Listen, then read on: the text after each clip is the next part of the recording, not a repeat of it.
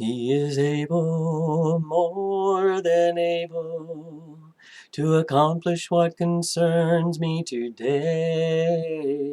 He is able, more than able, to handle anything that comes my way.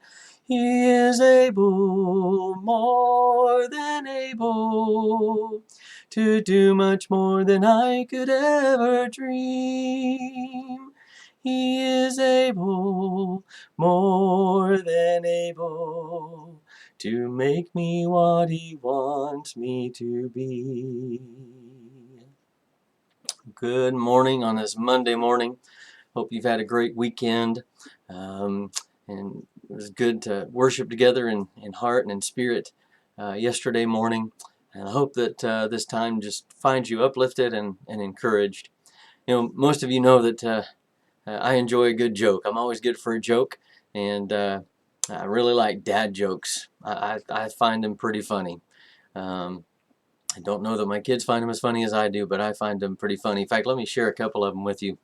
Uh, what do you call a fish with no eyes? A fish. Okay, let me try another one. I don't know if you'll laugh at that one. Um, how much do you pay for dead batteries? Nothing. They're free of charge.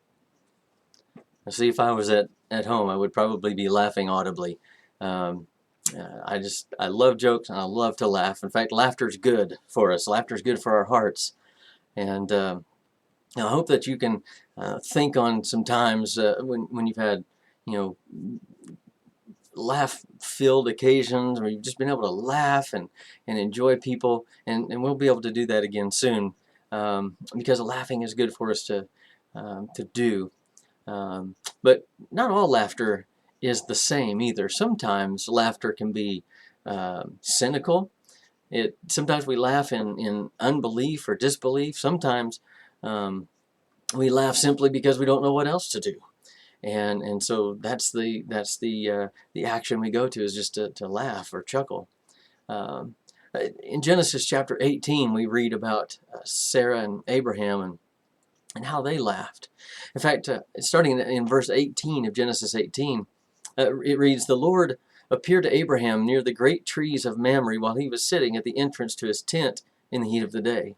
Abraham looked up and he saw 3 men standing nearby. And when he saw them, he hurried from the entrance of his tent to meet them and bowed low to the ground.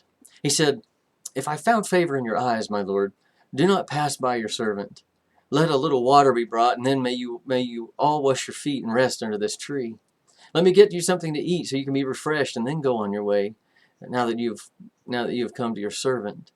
'Very well,' they answered, 'do as you say.' So Abraham hurried into the tent to Sarah. 'Quick,' he said, 'get 3 seahs of finest flour and knead it and bake some bread.' Then he ran to the herd and selected a choice tender calf, and he gave it to a servant who hurried and prepared it.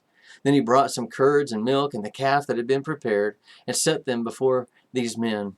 And while they ate, he stood near them under a tree. 'Where's your wife Sarah?' they asked. 'There in the tent,' he said. And then one of them said, 'I will surely return to you about this time next year, and Sarah, your wife, will have a son.' Now Sarah was listening at the entrance to the tent, which was behind him. Abraham and Sarah were already very old, and Sarah was past the age of childbearing. So Sarah laughed to herself as she thought, 'After I am worn out and my Lord is old, will I now have this pleasure?' Then the Lord said to Abraham, 'Why did Sarah laugh and say, will I really have a child now that I'm old? Is anything too hard for the Lord? I will return to you at the appointed time next year, and Sarah will have a son.' Sarah was afraid. So she lied and said, 'I did not laugh.' But he said, 'Yes, you did laugh.' 99-year-old Sarah laughed in disbelief when she was told she would give birth to a son. It seemed impossible. But she knew that after a certain age, women simply don't get pregnant. And she thought to herself, how is this even possible? And it just seemed so absurd that all she could think to do was laugh, and it must have seemed like a joke to her. And Abraham, he had also laughed earlier when God told him that Sarah would have a son in the previous chapter, Genesis 17, 16 and 17. You see, sometimes cynicism is often tied to a lack of faith. Sometimes we may feel cynical about life, about our circumstances.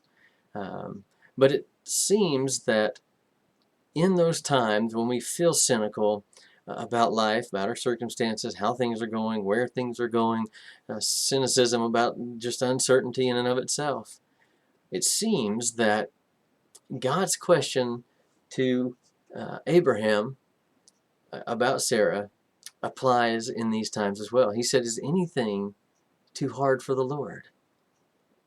Is anything in your circumstances too hard for the Lord? Is anything in your life too hard for the Lord? Is any of your concerns too hard for the Lord? Are any of your fears or worries too hard for the Lord?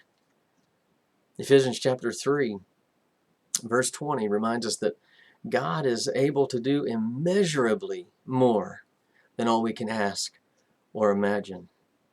And so, where we can measure our concerns, measure our fears, measure our worries, measure our circumstances, Paul reminds us in Ephesians chapter 3 that God can do immeasurably more than all of those things. He can do immeasurably more to meet our needs. He can do immeasurably more to handle anything that comes our way in life, in our circumstances, whatever it may be. When God fulfilled his promise and a son was born to Abraham and Sarah, they named him Isaac, which means he laughs. Isn't that ironic? Their laughter now, at this point in their life, with a new baby, had a positive tone. As in Psalm 126, verse 3, says, the Lord has done great things for us. We are filled with joy. I hope that God gives you and I that kind of joy when we recognize on a daily basis that he keeps his promises, when we recognize on a daily basis that he is doing things in our life that sometimes we just simply don't see at that moment. He's doing immeasurably more than we could ever ask or imagine. I hope that that brings you joy, no matter what your circumstances are, no matter how you're feeling today. I hope that hearing that and reading that brings you a measure of joy that you haven't felt maybe today. Love you guys, miss you guys, and hope to see you soon. We'll see you next time.